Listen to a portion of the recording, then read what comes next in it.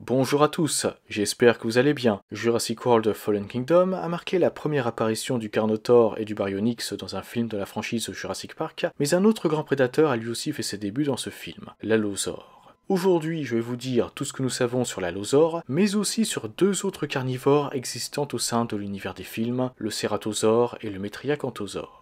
À l'époque de Jurassic Park, l'Allosaure n'avait pas encore été ramené à la vie par une gène, mais son ADN était déjà en possession de la société et était complet à 12%. Quelques années plus tard, l'Allosaure fut ramené à la vie par une gène pour le nouveau parc d'attractions Jurassic World. Nous ignorons cependant si les allosaures faisaient partie d'une attraction avant la chute du parc. Haut de 3,8 mètres et long de 12,1 mètres, ce dinosaure peut ouvrir sa gueule à plus de 90 degrés, ce qui cause des morsures plus importantes que celles du tyrannosaure. Bien que plusieurs aient une peau grise, d'autres en ont une d'un bleu éclatant avec des bandes jaunes et des crêtes rouges. On ignore cependant s'il s'agit d'un dimorphisme sexuel, d'un caractère génétique s'expliquant par le fait que ces allosaures-là auraient été conçus par une autre société, ou si c'est simplement parce que certains individus ont une peau d'une couleur différente de celle de leurs congénères, comme c'est le cas pour les Baryonyx. En 2018, certains allosaures furent capturés et amenés au Manor Lockwood pour être vendus. Ce fut d'ailleurs le cas d'un jeune. Les autres purent s'échapper grâce à Maisie Lockwood. En juin 2019, un allosaure adulte fut aperçu au parc national de Big Rock, au nord de la Californie, et s'est attaqué à une famille de Nasutoceratops, un affrontement auquel se sont retrouvées mêlées plusieurs familles qui campaient sur place.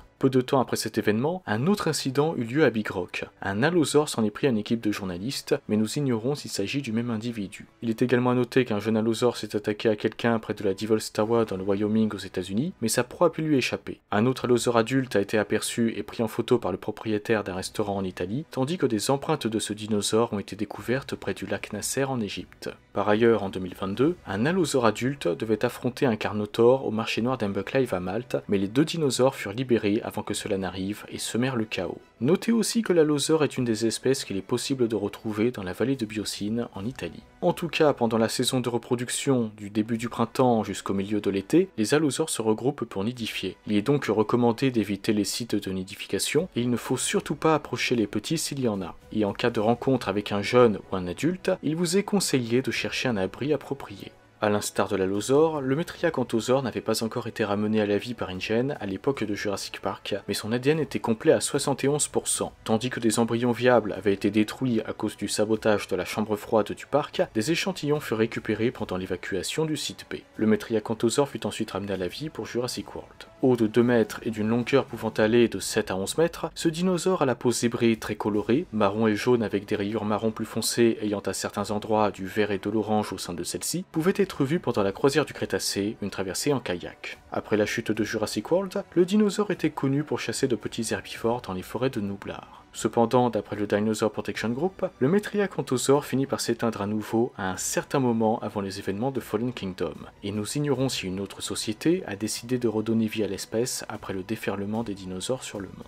Pour la petite anecdote, à un certain moment dans le 5e film, il était prévu qu'Owen Grady soit confronté à 3 prédateurs sur Nublar. Un allosaure, un carnotaure et un Metriacanthosaure, comme vous pouvez le voir sur ce concept art. Une scène similaire existe cependant dans le monde d'après, mais sans le Metriacanthosaure.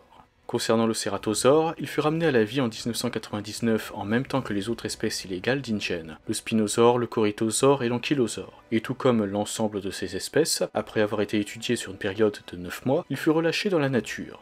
Haut de 3,7 mètres et long de 9,3 mètres, le Cératosaure de Sorna a une peau rouge et jaune orangé avec des rayures noires. Nous ignorons combien de cératosaures avaient été conçus sur l'île, mais le groupe de Paul Kirby en croisa un en 2001, tandis qu'ils cherchaient à récupérer leur téléphone satellite dans les excréments d'un spinosaure.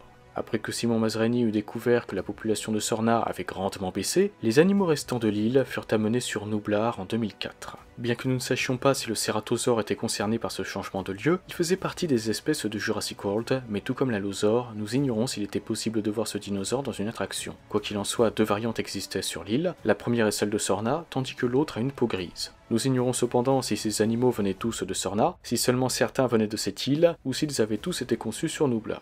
Néanmoins, d'après le DPG, le Cératosaure finit par s'éteindre à nouveau sur Nublar à un certain moment avant les événements de Fallen Kingdom.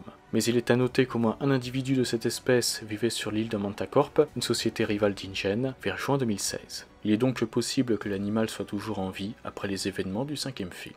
Pour la petite anecdote, afin de créer le Cératosaure du 3e film, Ken Bryan, le chef maquettiste, a repris l'apparence du tyrannosaure. À quelques détails près, il s'agit donc d'un tyrannosaure avec une corne sur le museau. Cette information est à retrouver dans le commentaire du film. En tout cas, vous ne verrez plus jamais ce cératosaure de la même façon. Voilà tout ce que vous devez savoir sur les allosaures, les cératosaures, les métriacanthosaures de la saga. De votre côté, n'hésitez pas à me donner votre avis sur eux et à me dire lequel vous préférez. Sur ce, je vous souhaite une excellente journée ou une excellente soirée, prenez soin de vous et n'oubliez pas, tout va bien les enfants, ça arrive dans la nature.